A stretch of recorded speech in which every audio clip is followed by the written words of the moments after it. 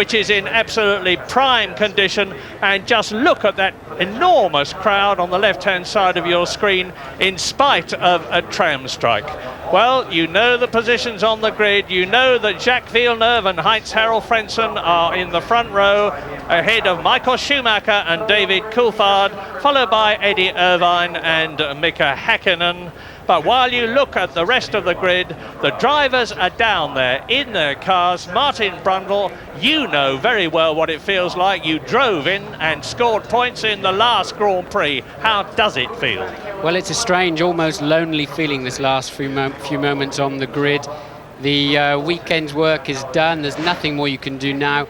You remember that $1 million of investment is resting on your right foot just for this one motor race. And imagine yourselves, you're sitting in the car, it feels very, very comfortable. You're at home, you feel very secure. The car is tailored to you. But you've got your earplugs in, your balaclava on, your crash helmet on. It's very quiet. You're now lip reading the mechanics you were having a joke with a few minutes ago. The crowd are animated, they're waving flags, they're moving around. You can't hear anything.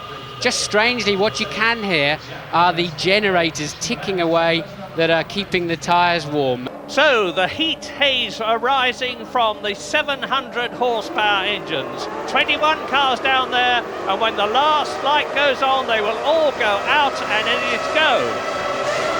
It's go now for Australia 97, and Heinz-Harald Frentzen gets ahead of Jacques Villeneuve. There is a surprise.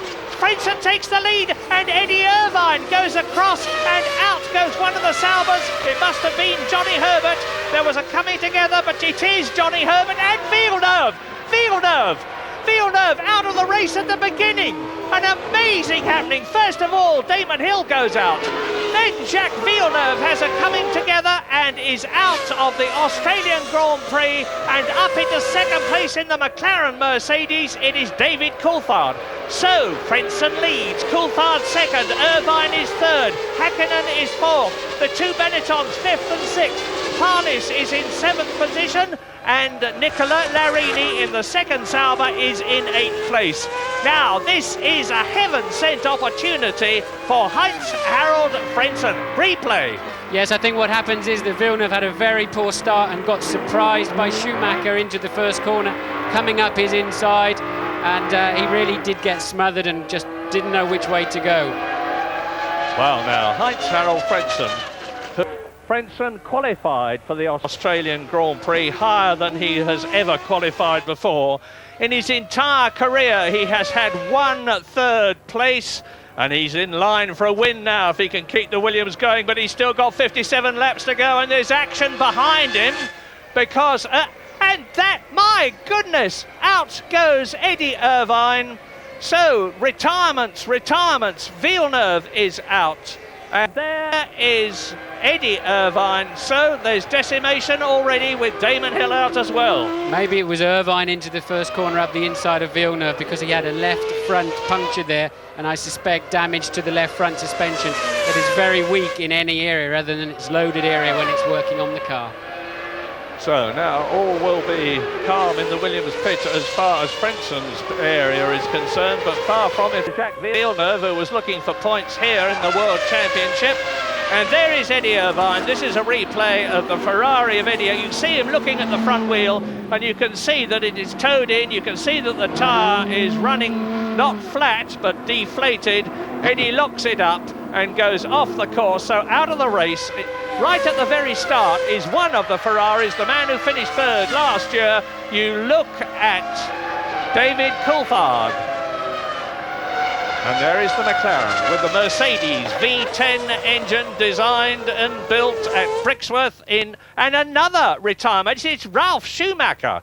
My goodness, they're going out like flies at the beginning of the Australian Grand Prix. Ralf Schumacher out, can't see what the problem is. He had a lot of spins yesterday, but the car looked all right. Absolutely. I suspect Ralf, who was in a poor grid position compared to the speed of his car, I suspect he's trying too hard, too early. It's his first Grand Prix, remember, and I suspect we're going to see a replay with a bit of luck of Ralf spinning off the road, because I can't see any other reason. Well, now look at the lead that Heinz-Harald Frentzen has built up. Now, the German last year, in fact, the whole of his Formula One career has been in the Sauber team. He's driven in 48 Grand Prix, and he started for Sauber in 1994. Now, that was not a winning team for all sorts of reasons. New team, new engine. It started with Mercedes, and then it switched to Ford, and Sauber have now got the Ferrari engine. But Heinz-Harald Frentzen got his chance when Frank Williams, rightly or wrongly, dependent on your point of view, decided that he was going to dispose of the services of Damon Hill and take on Frentzen. A lot of people suspect that he actually did that in 1995, and there is the gap. There is Coulthard. Behind Coulthard is Schumacher. Now, what we don't know, Martin, is whether the Williams and the McLaren and the Ferrari have got the same tyre compound. It may make a difference, but Schumacher's brilliance can more than compensate for any inadequacies of the Ferrari. Well, I'm expecting Schumacher to be stronger towards the end of this stint, and he may even just be trying to do a one-stop strategy. He ran both in the warm-up this morning, if you look at his times and his straight line speed. But of course, you don't know which one he's finally chosen. They wouldn't want to divulge that information. Louise Goodman in the pit lane can tell us what happened. And off, there's a major off there. It's Verstappen. Jos Verstappen in the Tyrrell. A gigantic hurdle over the curb into the gravel trap. Leapt over it, landed on the gravel, stopped before he hit the wall, and looked to me as though he's perfectly all right. Here's a replay. You see he spins. He probably had a touch with somebody, and no contact as far as I can see. I suspect he lost it on the left-hander on the way in and stuck his left rear wheel on the grass by the looks of it. He was out of control before he ever arrived at that corner.